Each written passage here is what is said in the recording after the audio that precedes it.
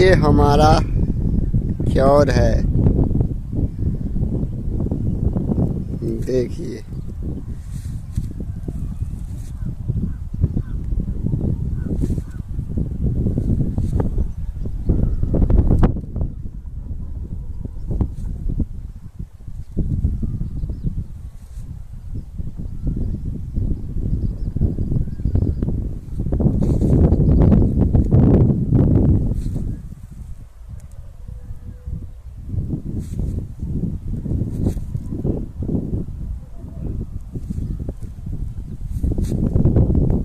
कितना हरियाली देखने में मजा आता है।